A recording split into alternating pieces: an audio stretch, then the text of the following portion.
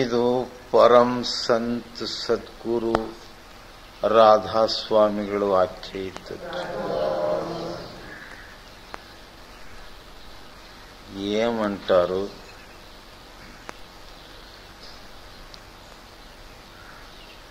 భక్తుడు అథవా శిష్యుడు సద్గురువు దగ్గర ప్రార్థన చేస్తాడు. ప్రార్థన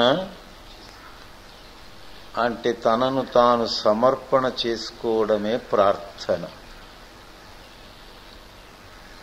అక్షరములతో పలికినది కాదు, ఇది ఆత్మ సమర్పణ చేసుకోవడానికి ప్రార్థన అని పేరు. సద్గురువుకు మమ్మలను సమర్పించుకునే వేళ మనలో మంచిది ఉందో చెడ్డదే ఉందో దానిని నువ్వు లెక్కమే చేయొచ్చు. ఎందుకు అంటే గురువు ఒక సాకలివాడు ఉన్నట్లు. ಏನಂತೀರಿ ನೀವು ಅಗಸರಿಗೆ? రజకుడు, సాకలివాడు. వాని డ్యూటీ ఏమి అంటే మురికి బట్టలను శుద్ధము చేసి ఇవ్వడమే ఆయనది డ్యూటీ. నీ మనసు రూపీ వస్త్రము పైన పడినటువంటి యొక్క జన్మ జన్మాంతరము నుండి కామ క్రోధ లోభ మోహాదులు ఛల కపటము ఇవన్నీ ఏదేది ఉందో ఇవన్నీ వానికే సమర్పించి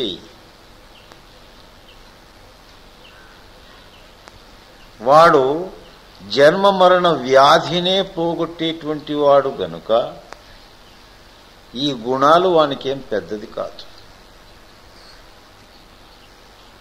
ఆయనకు మేము ఈ సద్గుణాలు దుర్గుణాలు అన్ని సమర్పించడమే నిజమైన ప్రార్థన. ఇవన్నీ లోపల మేము పెట్టుకుని పైన ప్రార్థన చేసినామంటే సద్గురువు గుడ్డివాడు చెవిటివాడు కాదు. వాడు నీలో ఉండి నీ యొక్క మనస్తత్వాన్ని తెలుసుకుని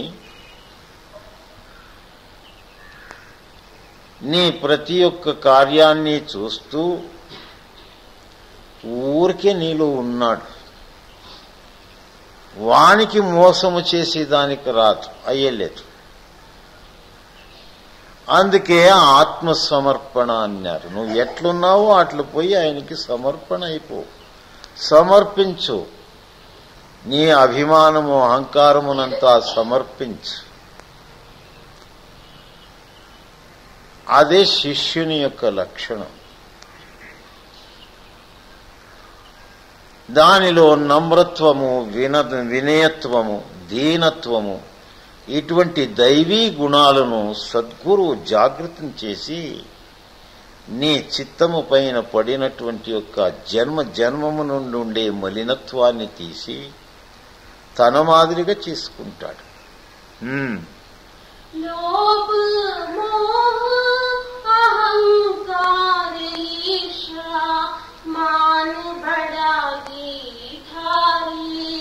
నా దగ్గర ఏముందయ్యా నీకు ఇచ్చేదానికి అంటే మోహము, అహంకారము, అన్ని దుర్గుణాలే.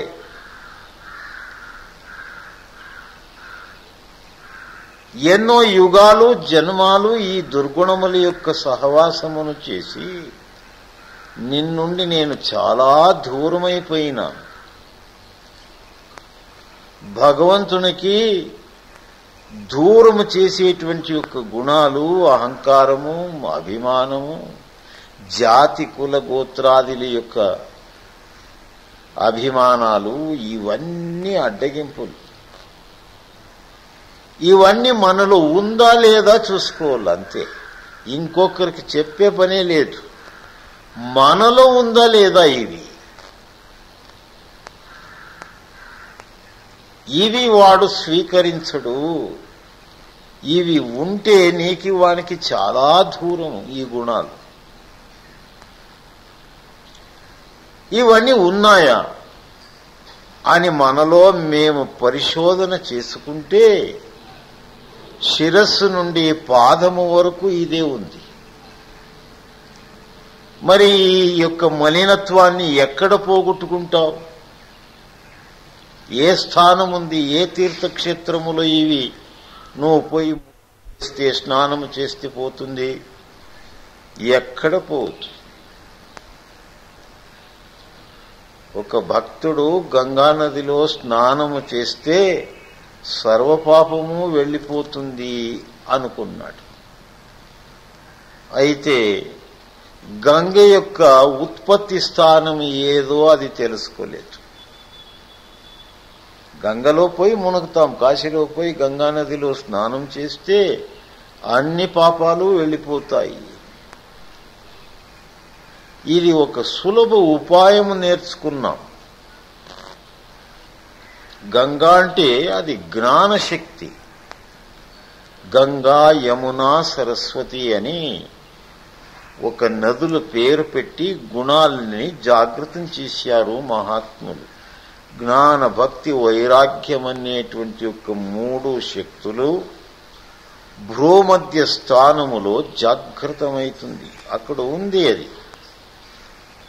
అక్కడ ఉండేటువంటి ఒక జ్ఞాన, భక్తి, వైరాగ్య స్నేహాన్ని చేస్తే నువ్వు పరిశుద్ధుడు కావచ్చు. అది తెలుసుకోకునే మేము ఇక్కడ చేయరానిదంతా పాపం చేసి వేసేది. మొదట కాశీకి పోవాలంటే కష్టం ఉండే, నడుచుకొని పోవచ్చుండే. ఇప్పుడు అన్ని సౌకర్యాలు చేసేసినారు. ఇక్కడ చేయరాని పాపాలు చేసి విడిచి అక్కడికి వెళ్ళిపోయి మునిగి వేస్తే అన్ని పాపాలు పోతాయి అనేటువంటి యొక్క అజ్ఞాన దశను మేము పరిపాలిస్తూ ఉన్నాం. ఇదొక అజ్ఞాన దిశ. కాశీ అంటే మనకు అర్థము తెలియదు.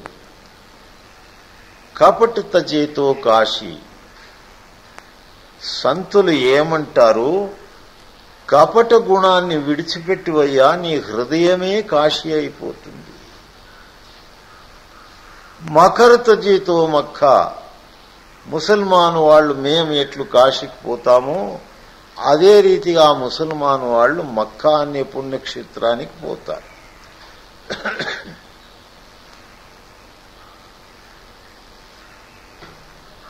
అది ఒక జడత్వమైన స్థానమే. మన కాశీ ఎట్లాదో అది అట్లాదే.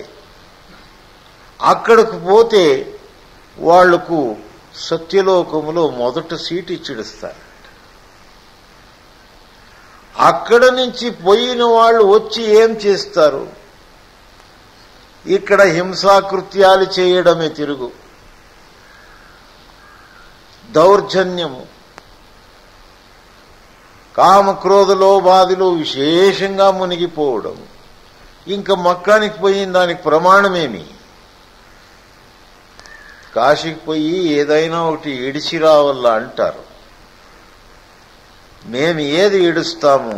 కాకరకాయ ఇడిసొస్తాం. చేదు కదా.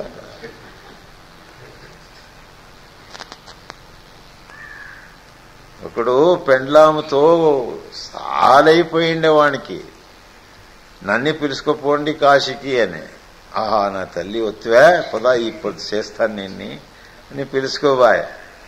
అక్కడ పూజారప్ప ఏడదైనా ఒకటి ఇడిచిపెట్టిపోండి అయ్యా. తండ్రి, దీన్ని ఇడిచిపెట్టిపోతాను, ఇడిచిపెట్టొచ్చు. ఇవన్నీ మేము చేస్తూ ఉండేటువంటి యొక్క మానసిక మోసకృత్యాలు. ఇవన్నీ మనసు చేస్తూ ఉంది. ఆ మనసు యొక్క అధీనత్వము రావాలా అంటే యా పుణ్యక్షేత్రాలు యాగ యజ్ఞ జపతపాదులు పనికిరాదు. దీనికి సద్గురువు యొక్క శరణత్వమే ఉపాయం. ఆ గురువు దగ్గర నేను ఇట్లా వాడయ్యా, నన్ను నువ్వు స్వీకరిస్తావా లేదా అని శరణు పోయిడిస్తే అయిపోయా. అట్లే గంగా నదిలో స్నానము చేస్తాను అని పోయినవాడు నా పాపమంతా పోతుంది అనుకున్న వాడికి అక్కడ సంశయం వచ్చింది. ఎందుకు సంశయం వచ్చింది అంటే, ఇక్కడ ఉండే కాశీలో పుట్టిన వాళ్ళు, ఇక్కడే జీవించే వాళ్ళు దినము స్నానం చేస్తారు కదా, వీళ్ళు చేస్తూ ఉండేటువంటి యొక్క అన్యాయాలు, అధర్మాలు, మోసము బాగా కంటికి కనపడుతుంది. మరి ఇంకా పాపం నుండి ముక్తులైన వాళ్ళు ఎవరు అని సంశయం వచ్చి, ఇది కాదయ్యా గంగా అంటే ఏదో వేరే ఉంది అని పరిశోధన చేస్తూ ఒక సాధువు దగ్గర కలిసినాడు. ఏమయ్యా దీని అర్థం? వాడేమన్నాడు, ఇది స్థూల గంగా, సూక్ష్మ గంగా ఒకటి ఉంది. దాని యొక్క జన్మస్థానం ఎక్కడప్ప ఉంది అంటే పరమాత్మని యొక్క పాదమే ఈ గంగకు జన్మస్థానం. ఆ పరమాత్మని యొక్క పాదాన్ని పట్టుకోవాలనప్ప, అప్పుడు ఈ అజ్ఞానం పోయి నీకు సుజ్ఞానం జాగృతమవుతుంది. అది గంగా స్నానము అన్నారు.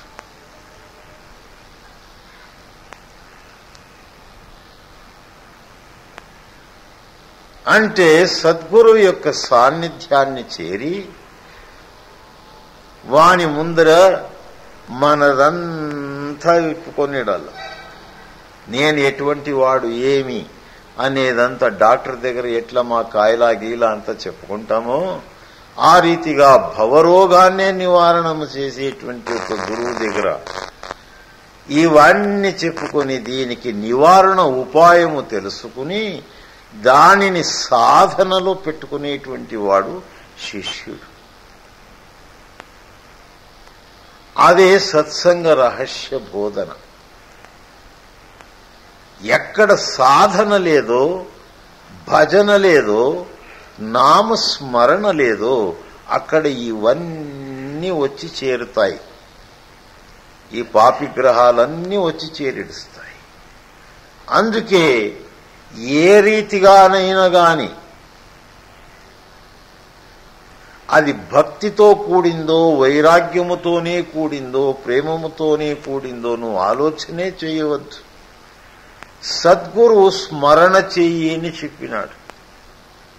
నువ్వు ఊరికే స్మరణ చేసుకుంటూ పో. అర్జునుడు అడుగుతాడు కృష్ణునికి, ఏమయ్యా ఈ సాధన ఎంతవరకు చేయాలా? మధ్యములోనే ఏమైనా అయి నేను చనిపోతే నా గతి ఏమి? నాకు సద్గతి దొరుకుతుందా, దుర్గతి దొరుకుతుందా అని అడిగితే ఆయన ఏమంటాడు, ఆ సమస్యను ఎత్తుకోవద్దు, ఊరికి చేస్తూ ఉండు. ఎవరు సాధన రంగములో, భజన రంగములో ఉన్నారో, స్మరణాన్ని చేస్తున్నారో వాళ్ళకి పవిత్రమైన జన్మము ప్రాప్తమవుతుంది. సర్వ పాపాన్ని పోగొట్టుకుని పవిత్రాత్ములయ్యి సద్గురువుకు ప్రియకరుడవుతాడు. ఎవడు సద్గురువుకు ప్రియుడో అటువంటి వానిని పరమాత్ముడు కూడా స్వీకరిస్తాడు. సద్గురువు యొక్క ఆజ్ఞను పరిపాలించక దానికి విరోధంగానే నడుచుకుంటూ మనసు యొక్క గతిలోనే నడిచే వాళ్ళకి ఇక్కడ లేదు, అక్కడ లేదు. అందుకే గురువు దగ్గర నువ్వు సంకోచరహితుడై, అక్కడ ఏం సంకోచమే పడవద్దు. ఎలా అంటే ఆయన ఆంతర్యములో, బాహ్యములో నిన్ను చూస్తూ ఉండేటువంటి ఒక శక్తి అది. కనుక అక్కడ ఏం దాచిపెట్టుకుంటావు?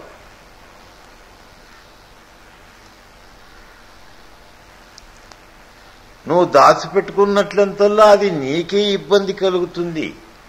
అందుకే దాన్నంతా ఆయన ముందర కుమరించివేవయ్యా. నేను చలముతో కూడినవాడు, కపటముతో కూడినవాడు, హఠముతో కూడినవాడు. నీ మాట నేను వినేవాడే కాదు. ఒక్కొక్కరు అంటూ ఉంటారు, నీ యొక్క నడత నాకు నచ్చలేదు, నువ్వు సత్సంగి నేను సత్సంగినే, నువ్వు యాల ఇట్లు నడుచుకుంటావు అని ఎవరైనా ఒక మాట అంటే, ఓవయ్యా నువ్వేం చెప్పేది, నా గురువు మాటే నేను వినలేదు, నీ మాటేం వినాల. ఇటువంటి వాళ్ళకి ఏం చేయాలి? అది ఇక్కడ ముట్టదు, అక్కడ ముట్టదు. అనేక జన్మాలు అటువంటి జీవులు ఏమై పుట్టుతారు? కబీర్దాసు ఒక చోట ఏమంటాడు, గుడ్లు గూబులుగా పుట్టుతారంట. ఇంకా దానికిన్నా హీన జన్మం ఏది అంటే, మానవత్వానికి వచ్చి దైవత్వాన్ని ప్రాప్తించుకునే సమయము మనకు పరమాత్ముడు కలిగించి ఉండగా, మేము నడుచుకుంటూ ఉండేటువంటి రీతి నుండి ఆ మానవత్వము నుండి ఇంకా కిందకి దిగజారిపోతే తిరుగు నిన్ను ఉద్ధరించే వాళ్ళు ఎవరు? గుడ్లు గోవులకి ఎవరు గురువు? ఎవరూ లేదు. జీవితమే నాశనం, తిరుగు మానవత్వము దొరకదు. అందుకే రాధాస్వాములు గారు ఏమంటారు, దాన్నే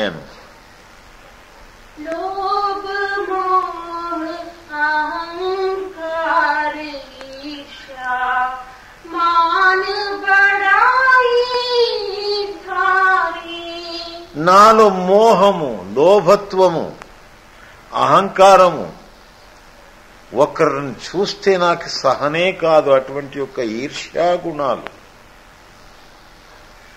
జాతి మద అహంకారాలు ఇవన్నీ ఉన్నాయప్ప. ఎవరెవరి దగ్గర పోయి ఇది చెప్పినా ఎవరూ దీనిని స్వీకరించరు, నన్ను పవిత్రునిగా చెయ్యరు. అందుకే నీ దగ్గరకు వచ్చాను అంటాడు. సద్గురువు ఏమంటాడు, ఏం భయం పడవద్దు, నా దగ్గరకు వచ్చావు కదా,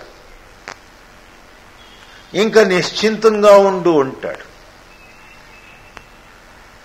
ఆయన డ్యూటీ మన యొక్క మలినత్వాన్ని దూరము చేసి పవిత్రతను జాగృతం చేసేటువంటి యొక్క శక్తి.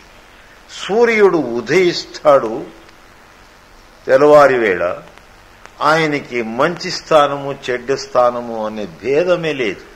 అన్ని చోట్ల ఆయన యొక్క ప్రకాశాన్ని ప్రసరిస్తూ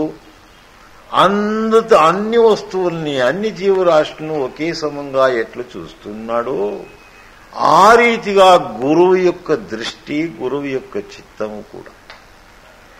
ఆయన పాపి, నువ్వు పుణ్యవంతుడు అని భేదభావము చేసేటువంటి వాడు కాదు. ఆయనకి కాబట్టిండేది ఏమి? నీ దోషమనంతా చెప్పుకో, ఆ దోష పరిహారానికి ఆయన ఏది ఇస్తాడో దానిని క్రమము తప్పక ఆ నామస్మరణ, అభ్యాసము, సత్సంగాన్ని శ్రద్ధగా చేస్తూ నేను శుద్ధుడు అవుతున్నానా లేదా అని పరీక్షించుకో. ఈ వృత్తి సత్సంగులకు ఉండల్ల. మేము అన్యుల యొక్క దోషాల్ని చూస్తాము, మనలో ఉండే దోషాల్ని మేము చూడనే లేదు. ఇక్కడ పెరిగిపోతుంది, ఇంకొకరి దోషాన్ని మేము వ్రేలు పెట్టి చూపిస్తుంటాం. ఇది మరియు మహా పెద్ద పాపం. ఇంకొకరు దోషాన్ని చూపిన మాత్రానికే నువ్వు పెద్ద మనిషి కాదు, నువ్వు జ్ఞాని అయ్యలేదు. వాళ్ళ యొక్క దోషాన్ని నివారణ చేసేటువంటి పని ఏమైనా చేస్తావా? ఆ నివారణ పనే ఏమంటాడు, అజ్ఞాన పరదను తీసివేసేటువంటి యొక్క ఆపరేషన్. ఆ పరదను తీసివేస్తాడు గురువు. ఆ పని నువ్వు చేయగలవా? దోషాన్ని చూపవద్దు, దానిని 10 మందికి చెప్పవద్దు. ఆ దోషాన్ని నువ్వు చూస్తుండగా ఆ దోషాన్ని తీసివేసేటువంటి యొక్క యుక్తి నీ దగ్గర ఉంటే అది ఉపయోగించి పవిత్రులుగా చేసేటువంటి యొక్క శక్తిని నువ్వు ప్రసాదించు, చేయి. ఇది సత్సంగిలి యొక్క గుణము కావాల. అది లేనిదే నువ్వు సత్సంగే కాదు.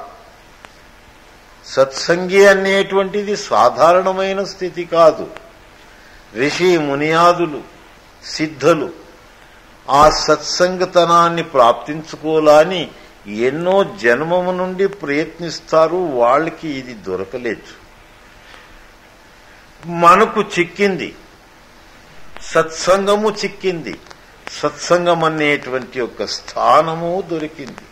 మేమందరూ సత్సంగిలంటే కేవలం పరమాత్మని యొక్క భక్తులు, పరమాత్మనికి చెందిన వాళ్ళు అని దానికి అర్థం.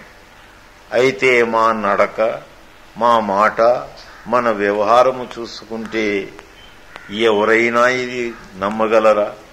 వీళ్ళు పరమాత్మని యొక్క భక్తులు అనేటువంటి ఒక బిరుదాంకితం ఉంది గాని వీళ్ళలో భక్తియే లేదు అనేది తెలుసుకుంటారు. అందుకే రాధాస్వాములు గారు ఏమంటారు, నువ్వు యావ తపశ్చర్యము చేసి పని లేదయ్యా, ఏమీ విడిచిపెట్టి లేనిపోని కష్టానికి చిక్కునే పరిస్థితి లేదయ్యా, నీది ఏముందో చెప్పివేయి, ఆ గుణమునంతా నేను బదలాయించి వేస్తాను, నీదేమి నేను పీక్కోను, మా బట్ట మురికి బట్ట సాకులోనికి వేస్తే శుద్ధం చేసి తిరిగి మనకే ఇస్తాడు, వాడే మోసుకుపోడు. అదే రీతిగా మన మనస్సు యొక్క గతిని సద్గురువు యొక్క సాన్నిధ్యములో చెప్పివేయాలి. నువ్వు చెప్పినట్లు చెయ్యాలా అనుకుంటాను గాని ఈ మనసు చెయ్యనీయదు. అభిమానము, అహంకారము, లోభములో, దుర్గుణములో మమ్మల్ని చిక్కించి వేస్తుంది గనుక నేను ఎట్లయ్యా నువ్వు చెప్పినట్లు నడుచుకోవాలా అని వాని దగ్గరే పోయి నీ ప్రార్థనను సమర్పించు, అక్కడ వేడుకో, దానికి ఏదైనా సమాధానం దొరుకుతుంది గురువు దగ్గర, అది ప్రపంచములో దొరకదు.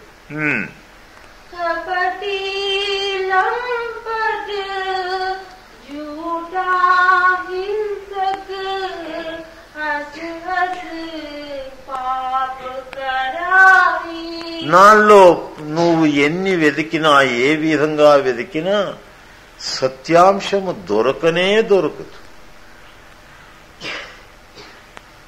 ఉత్త కపటత్వము, సుళ్ళు ఇవే.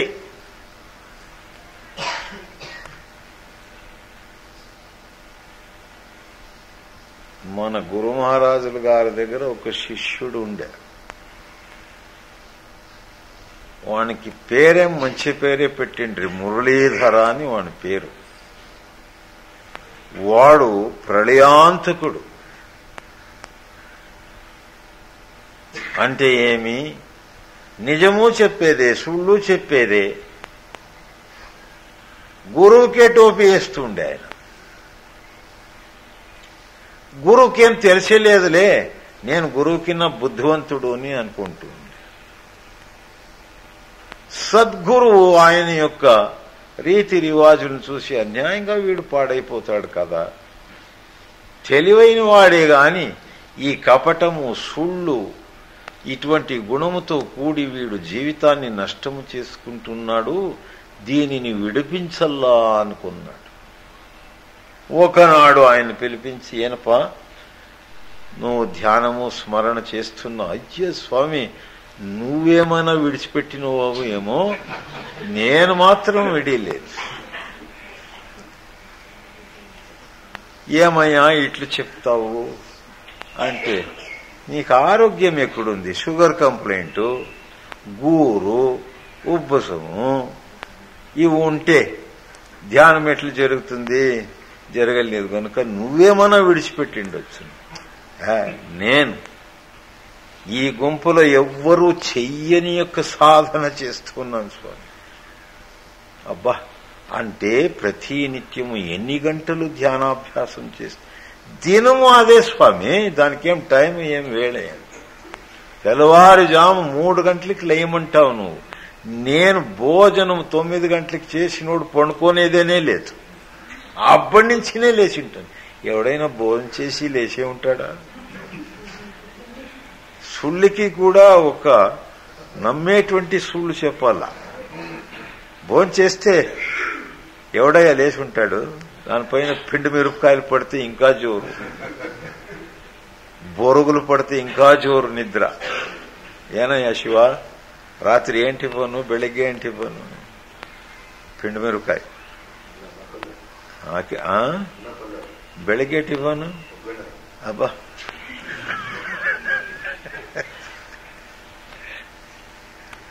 మమతా ಹೇಳಿಲ್ಲೇಳು.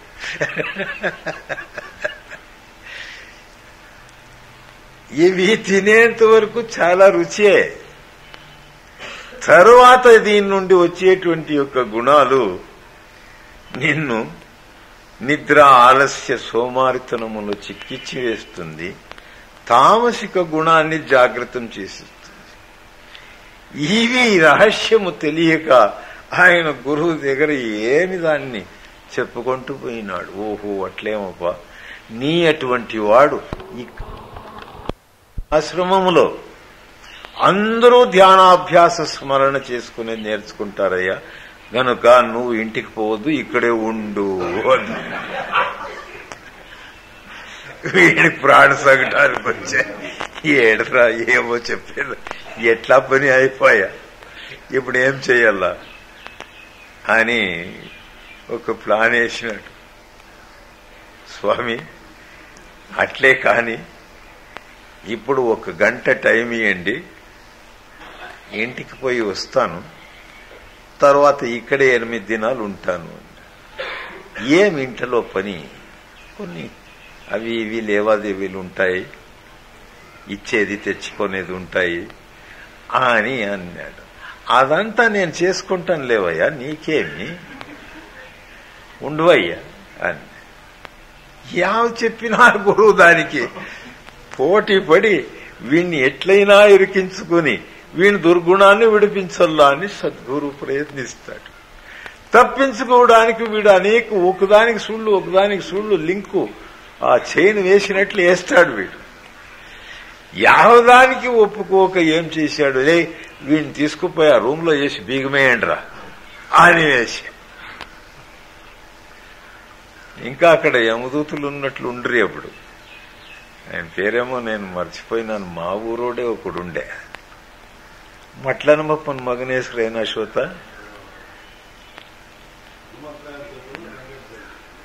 హనుమంతే. ఆయన సైంధవుడు అంత్యత్రముండే, ఈ సైజు ఉండే. ఏ హనుమంత్ ఈవెన్ వళికాకలే అని ఎప్పుడు అన్న గురువు వాడు ఊరికి వాడిని చెయ్యి ఇట్లు పట్టుకుంటే అయ్యోయప్ప నేను చేస్తురో అనేవాడు. రాయి ఉన్నట్లున్నాడు వాడు హనుమంతిగాడు. చెయ్యి పట్టుకొని తీసుకుపోయి రూములో ఇట్లా తళ్ళిడిచి వాకలేసి బిగుమేసి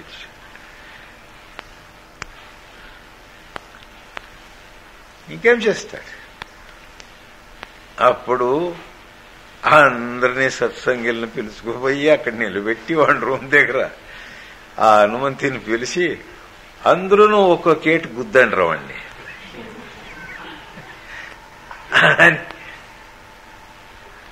వాడిని బయటికి ఈడిసే తీసుకో, ఇంకా గురువాజ్ఞ దాంట్లో ఫస్ట్ వేవ్. ఇంకొకరిని తిట్టు కొట్టు అంటే తయారు. అందరూ ఒక గుద్దుతే ఇంక మీదట అబద్ధం చెప్పును నాయనా, నా తప్పయింది అన్నాడు. ఆ రీతిగా లైనికర ఇంత అవస్థ ఏర్పడాల. నేను ఇటువంటి వాడు మొదటే చెప్పుకొని నీ మలినత్వాన్ని దూరము చేసి ఆ సత్సంగిలో ఆ భక్తుల యొక్క సమూహములో నిన్ను ఒక భక్తుని మాదిరిగా చేసి వేస్తాడు కదా, తన సాన్నిధ్యములో ఉంచుకుంటాడు కదా. ఇవన్నీ మనకు ఈ మొరాలిటీ, మారల్ లెసన్స్ రావాలా. మనదంతా మోషన్ లెసన్స్, మొరాలిటీ లేదు. అది ఇంపార్టెంట్. అది మేము నేర్చుకోవడానికే సత్సంగానికి పోయేది.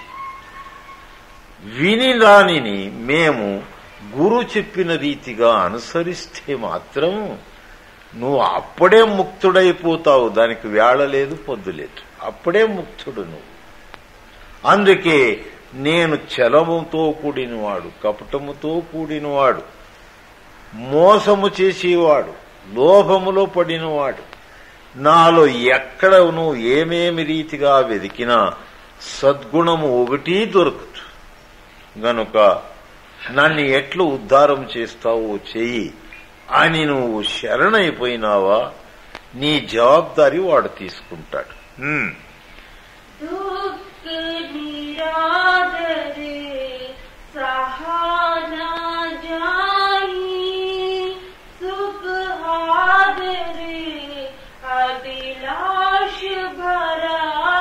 నాకేమో సుఖము కావాలనేది కోరిక. అయితే ఆ సుఖము కావాలనే దానికి మొదట దుఃఖము అనే సోపానం ఎక్కితేనే సుఖము చిక్కేది.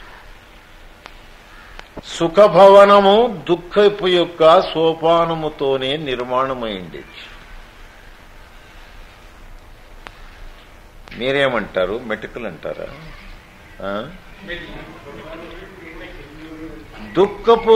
దుఃఖము అనే మెటుకులు